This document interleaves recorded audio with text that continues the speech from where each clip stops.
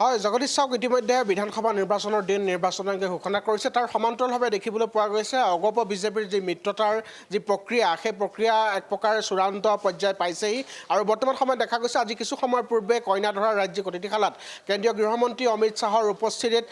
অগপ সভাপতি অতুল বৰা, কেশৱ মহন্ত, বীৰেন্দ্ৰ প্ৰসাদ বৈশ্যৰ উপস্থিতিত মুখ্যমন্ত্ৰী ডক্টৰ হিমন্ত বিশ্ব শৰ্মা, দিলীপ শইকীয়া, জয়ন্ত মল্ল বৰুৱা, বৈজয়ন্তজয় পাণ্ডা, হৰীশ দ্বিবেদী এইসকলৰ উপস্থিতিত আজি এখন গুৰুত্বপূৰ্ণ বৈঠক অনুষ্ঠিত হয়। এই বৈঠকখনত বিশেষভাৱে অগপ আৰু বিজেপিৰ যি আসন ভাগ বতৰাৰ যি চূড়ান্ত যিখিনি তেওঁলোকৰ কাম কাজ, সেই চূড়ান্ত কাম কাজখিনি ইতিমধ্যে কইনাধৰাৰ আজি সম্পন্ন হৈছে বুলি ক'ব পাৰি। এক প্ৰকাৰ অমিত শ্বাহে অগপ বিজেপিৰ মিত্ৰতাৰ যি আসন ভাগ বতৰাত এক প্ৰকাৰ চিলমোহৰ মাৰিছে। কিন্তু অগপ নেতৃত্বই এই গোটেই সন্দৰ্ভত, গোটেই কথা সন্দৰ্ভত বা যিখিনি আলোচ্য বিষয়, সেই সন্দৰ্ভত বৰ বিশেষ আচলতে সংবাদ মাধ্যমৰ আগত তেওঁলোকে সদৰি কৰিব বিচৰা নাই। কিয়নো দেখিবলৈ পোৱা গৈছে কেইবাটাও সমষ্টি অগপই এইবাৰ হেৰুৱাৰ উপক্ৰম হৈছে, প্ৰায় চূড়ান্তই হৈছে। তাৰ ভিতৰত যদি ক'ব যোৱা যায় তেতিয়াহ'লে উজনি অসমৰ চাবুৱা লাহোৱাল সমষ্টিটো অগপই এইবাৰ হয়তো হেৰুৱাব। তাৰ লগতে দেৰগাঁও সমষ্টি অগপই হেৰুৱাৰ উপক্ৰম হৈছে। আনহাতে যদি গুৱাহাটীৰ কথা কোৱা যায় তেতিয়াহ'লে মধ্য গুৱাহাটী সমষ্টিটো অগপৰ হেৰুৱাৰ উপক্ৰম হৈছে। গতিকে এই গোটেই বিষয় সন্দৰ্ভত অগপৰ যি নেতৃত্ব তেওঁলোকে এতিয়াও মুকলিকৈ ৰাজহুৱাভাৱে এতিয়াও আচলতে কিমানটা সমষ্টি তেওঁলোকে বিজেপিক বিচাৰিছে, কিমানটা সমষ্টি বিজেপিয়ে অগপক দিছে, সেই সন্দৰ্ভত কিন্তু প্ৰবল আত্মবিশ্বাসেৰে ক'বলৈ এতিয়াও প্ৰস্তুত নহয় বা এতিয়াও অনিচ্ছুক হৈ আছে অতুল বৰা কিংবা কেশৱ মহন্ত। গতিকে তাৰ ৰহস্যটো কি সেয়া হয়তো দলীয় তেওঁলোকৰ কৰ্মীসকলে গম পাব। কিন্তু এতিয়ালৈকে বিজেপিৰ পৰা যিখিনি আচলতে তেওঁলোকে সেউজ সংকেত পাইছে, সেই অনুসৰি কেইবাটাও সমষ্টিত লৈ ইতিমধ্যে তেওঁলোকৰ মিত্ৰতা চূড়ান্ত হৈছে। আৰু আন কেইবাটাও সমষ্টি, বিশেষকৈ ৩-৪টা সমষ্টিক লৈ কিছু জটিলতা আছে, সেই জটিলতাখিনিও শীঘ্ৰে সমাপন হ'ব। কিন্তু অমিত শ্বাহে স্পষ্টকৈ অতুল বৰাক বা কেশৱ মহন্তক তেওঁলোকক ইতিমধ্যে স্পষ্টকৈ কৈ দিছে যে বিজেপিয়ে কোনকেইটা সমষ্টিত নিৰ্বাচন খেলিব। অতুল বৰাই বাহিৰত আহি কইনাধৰাৰ বাহিৰত আমাক সংবাদ মাধ্যমক সম্বোধন কৰোঁতে তেওঁ এটা কথা উল্লেখ কৰিছে যে এইবাৰ NDAৰ প্ৰাৰ্থীক জয়ী কৰাটোৱে হ'ব অগপৰ মূল লক্ষ্য। আৰু কেইখন আসন বা কিমান সংখ্যা অগপই পাব, কেইখন আসন অগপই বিজেপিৰ পৰা লাভ কৰিব, সেই সন্দৰ্ভত কিন্তু তেওঁ স্পষ্টকৈ কোনো ধৰণৰ মুখ নুখুলিলে। আমি সুধিছিলোঁ যে গুৱাহাটীৰ সমষ্টি, গুৱাহাটীত অগপৰ প্ৰাৰ্থী থাকিবনে নাই, তেতিয়া অতুল বৰাই এটা কথা ক'লে যে গ্ৰেটাৰ গুৱাহাটীত অগপৰ প্ৰাৰ্থী থাকিব। অৰ্থাৎ এক প্ৰকাৰ গুৱাহাটীৰ যি আমাৰ পূৰ্বৰ দিছপুৰ সমষ্টিৰ অন্তৰ্গত বৰ্তমান নৱগঠিত যি ডিমৰীয়া সমষ্টি অগপই লাভ কৰাৰ ইংগিত এক প্ৰকাৰ অতুল বৰাই পৰোক্ষভাৱে দিয়া যেন অনুভৱ হ'ল। তাৰ সমান্তৰালভাৱে এই যি আচলতে আসন ভাগ বতৰাক লৈ যিখিনি কথা তেওঁ উল্লেখ কৰা অনুসৰি বিজেপিৰ সংসদীয় বৰ্ডৰ বৈঠক আছে 17 মাৰ্চত। গতিকে 17 মাৰ্চৰ সেই বৈঠকৰ পিছতহে তেওঁলোকৰ গোটেই সমগ্ৰ প্ৰক্ৰিয়াখিনি চূড়ান্ত হ'ব। এটা কথা অতুল বৰাৰ মন্তব্যৰ পৰা বুজিব পৰা গৈছে যে অগপই এতিয়া দুখোজ আগুৱাই যেন 4 খোজ পিছুৱাবলগীয়া হৈছে বা থমকি ৰ'বলগীয়া হৈছে। কাৰণ অগপৰ নেতৃত্বই যদিও বা তেওঁলোকৰ নিজাববীয়া কিছু প্ৰাৰ্থী তালিকা সাজু কৰিছে, কিন্তু বিজেপিৰ সেউজ সংকেত নোপোৱাৰ পৰিপ্ৰেক্ষিতত এতিয়ালৈকে তেওঁলোকে স্পষ্টকৈ দৃঢ়তাৰে ক'ব পৰা নাই যে কোনকেইটা সমষ্টিত তেওঁলোকে খেলিব। কিন্তু ইয়াৰ পাৰ্শ্বক্ৰিয়াটো কিন্তু তৃণমূল কৰ্মীসকলৰ ওপৰত পৰিছে। বিশেষকৈ অগপৰ যিসমূহ কৰ্মী তেওঁলোকে 2021 চনত 2016 চনত বিজেপিৰ প্ৰাৰ্থীসকলক সহায় কৰিছিল, সেই সমষ্টিসমূহত এইবাৰ অগপৰ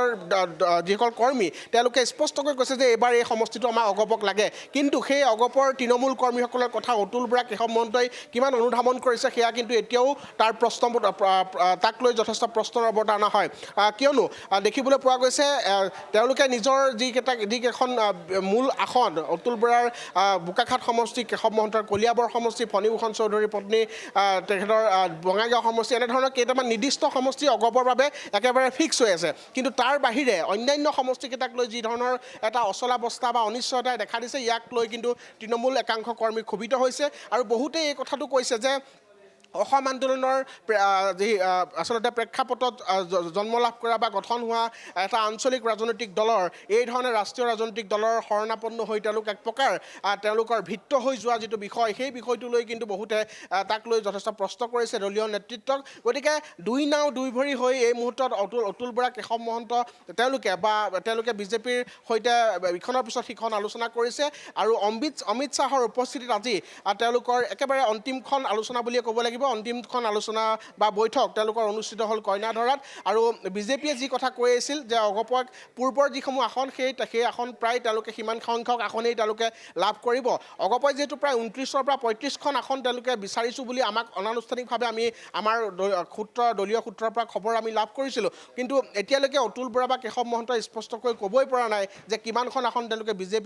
বিজেপিৰ পৰা বিচাৰিছে বা কিমানখন আসন বিজেপিয়ে তেওঁলোকক দিব গতিকে যি অনিশ্চয়তা আৰু কিছু অচলাৱস্থাৰ মাজত এই মুহূৰ্তত ক'বলৈ গ'লে অগপ বিজেপিৰ মিত্ৰতা এক প্ৰকাৰ চূড়ান্ত হৈছে আৰু তেওঁলোকৰ আসন বুজাবুজি তেওঁলোকে ইতিমধ্যে সম্পন্ন কৰিছে বিজেপিৰ সংসদীয় কমিটিৰ বৈঠকৰ পিছত বিজেপিৰ প্ৰাৰ্থী তালিকা ঘোষণা হ'ব তাতে স্পষ্ট হ'ব যে অগপই কোনকেইটা সমষ্টি এবাৰ তেওঁলোকে প্ৰতিদ্বন্দ্বিতা কৰিব অৰ্থাৎ বিজেপিয়ে কোনকেইটা সমষ্টি তেওঁলোকক এৰি দিছে এক প্ৰকাৰ বিগ ব্ৰাদাৰ বিজেপিৰ ওপৰতে এতিয়া অগপৰ ৰাজনৈতিক ভৱিষ্যত যে নিৰ্ভৰ কৰিছে সেয়া এক প্ৰকাৰ এই গোটেই তেখেত অগপৰ নেতৃত্বৰ কথা বতৰাবোৰৰ পৰা স্পষ্টকৈ সেই কথা আচলতে সকলোৱে অনুধাৱন কৰিছে বা অনুভৱ কৰিছে গতিকে এই ধৰণৰ যি তেওঁলোকৰ ৰাজনৈতিক সমীকৰণ সেই সমীকৰণে আগন্তুক দিনত অগপ দলটোৰ ৰাজনৈতিক ভেটি কিমান সুদৃঢ় কৰে কিমান আগবঢ়াই নিয়ে বা কিমান প্ৰভাৱিত কৰে ভোটাৰক সেই কিন্তু সেয়া তাক লৈ বা দলটোৰ সাংগঠনিক দিশ কিমান আচলতে সুদৃঢ় হৈ থাকে তাক লৈ বহু প্ৰশ্নৰ অৱতাৰণা হৈছে আৰু শেহতীয়াকৈ অগপলৈ কেইবাজনো সংখ্যালঘু বিধায়ক আহি যোগদান কৰাটো লৈও অগপৰ একাংশ কৰ্মী তেওঁলোক ক্ষুণ্ণ হৈ আছে গতিকে গোটেই ৰাজনৈতিক সমীকৰণটো যিসকল ধৰক বিজেপিলৈ যাব বিচাৰিছিল কিন্তু বিজেপিত তেওঁলোক যোগদান কৰিলে তেওঁলোকে কোনো কাৰণত জয়ী হৈ আহিব নোৱাৰে বিজেপিৰ অপশ্যন হিচাপে এতিয়া অগপ ব্যৱহাৰ হৈছে নেকি বিজেপিত যোগদান কৰিব যিসকলে নোৱাৰে তেওঁলোকক অগপলৈ অপশ্যন হিচাপে যোগদানৰ বাবে প্ৰেৰণ কৰা হয় নেকি এই ধৰণৰ কথা বতৰাও চলিছে তাৰ মাজত অগপৰ কেইবাজনো জ্যেষ্ঠ নেতা ইতিমধ্যে যোৱা কেইমাহমানত তেওঁলোকে দল ত্যাগ কৰি অন্য দলত তেওঁলোকে যোগদান কৰিছে গতিকে গোটেই ৰাজনৈতিক প্ৰেক্ষাপটটোৰ মাজত নিৰ্বাচন একেবাৰে সমাগত নোৱাৰ পিলত নিৰ্বাচন আছে গতিকে এই সময়ছোৱাত ইতিমধ্যে যিসমূহ আসন বুজাবুজি হওক বা কোনকেইটা সমষ্টিত অগপই তেওঁলোকে প্ৰতিদ্বন্দ্বিতা কৰিব এই সন্দৰ্ভত ইতিমধ্যে বিজেপিৰ মন্ত্ৰণা লৈছে অমিত শ্বাহৰ মন্ত্ৰণা লৈছে আৰু অমিত শ্বাহৰ মন্ত্ৰণা লৈ অপেক্ষা কৰিছে আৰু দুটা দিন তাৰপিছতেই অগপ তথা বিজেপিৰ যি প্ৰাৰ্থী তালিকা সেয়া ঘোষণা হোৱাৰ সম্ভাৱনা আছে